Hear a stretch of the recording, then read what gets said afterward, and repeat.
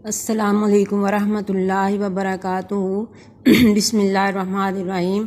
VBUS, जैसा कि मैंने आपको कल बताया था अपनी पिछली वीडियो में कि मैं आपको एलोवेरा का साबुन बनाना सिखाऊंगी, तो आज मैं आपको एलोवेरा का साबुन बनाना सिखा रही हूँ। ये मेरे पास एक साबुन है, ये लक्स की टिकिया है। आप इसको एक लक्स की टिकिया ले लें या आप पीएस सोप की टिकिया ले लें।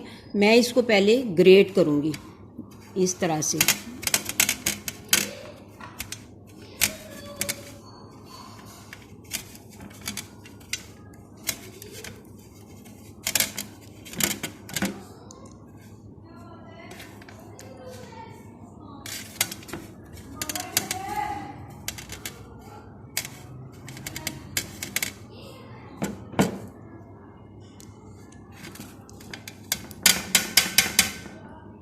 ये देखिए इस तरह से ये मेरी टिकिया मैंने ये सारी ग्रेट कर ली है।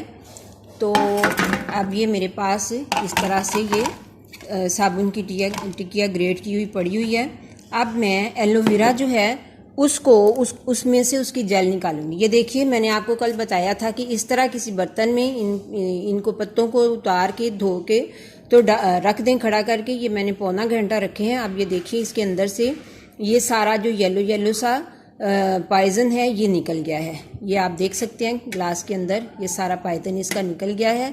अब मैं इसको यहाँ से छीलूँगी, यहाँ से इसको ऐसे करके ये सारे इसके ये काट दूँगी और फिर मैं इनको उसके बाद साइडों से छील के तो इसका जेल निकालूँगी।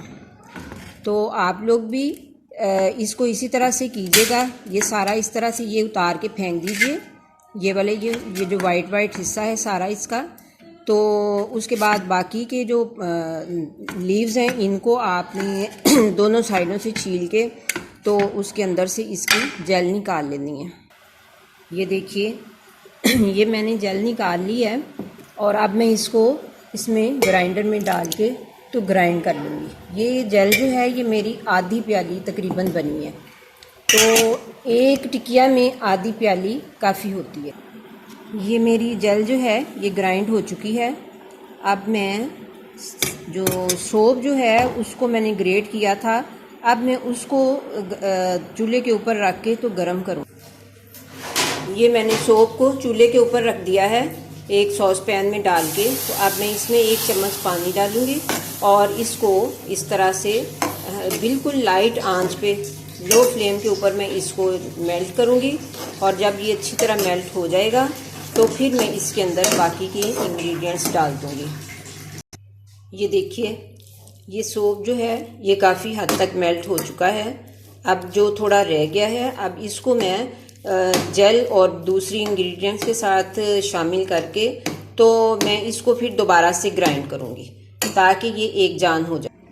अब आप देखिए कि ये एलोवेरा जेल है जो मैंने अभी ग्राइंड की थी। अब इसको मैं इसमें ऐड कर दूंगी और इसके बाद इसमें ये मेरे पास है ये ग्लिसरीन, इसमें 1 चम्मच ग्लिसरीन का ऐड करूंगी।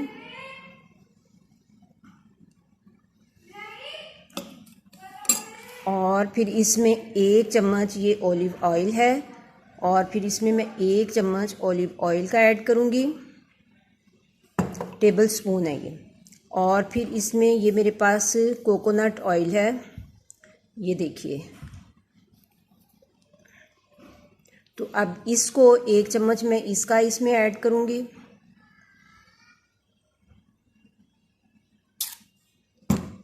अब ये मेरे पास हनी है यानी शहद है, ये मेरे पास 1 चम्मच मैं इसका इसमें ऐड करूँगी।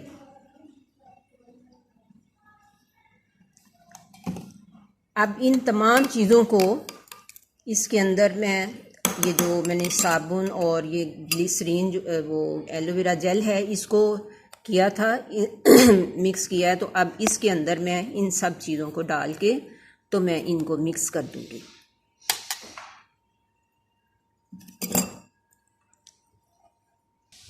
अब मैं इन तमाम चीज़ों को ये ग्राइंडर के जग में डाल के तो ग्राइंड कर लूँगी।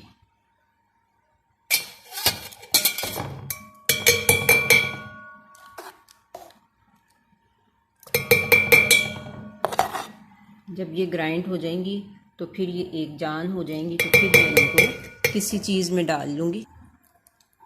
ये देखिए ये मेरा वो पेस्ट तैयार हो गया है, जो साबुन और एलोवेरा और दूसरी इंग्रेडिएंट्स डाल के मैंने ग्राइंड किया है ना। तो ये अब मेरा ये तैयार हो गया। अब मैं इसको इस तरह से अच्छी तरह से इसको प्रेस करके तो बराबर कर दूँगी, और जब ये ठंडा हो जाएगा ना तो फिर इसको कोई शेप हम बाद में देंगे, इस वजह से कि ये अभी मेल्ट हुआ है और ये सॉफ्ट है, और इसकी कोई शेप अभी बनेगी नहीं जब तक ये ठंडा नहीं होगा। जब ये ठंडा हो जाएगा फिर हम इसको जैसी शेप चाहेंगे इसको दे लेंगे। तो मैं तो वैसे इसको अमूमन गोल गोल बना लेती होती हूँ, पेड़ा सा एक, तो वही सही रह जाता है।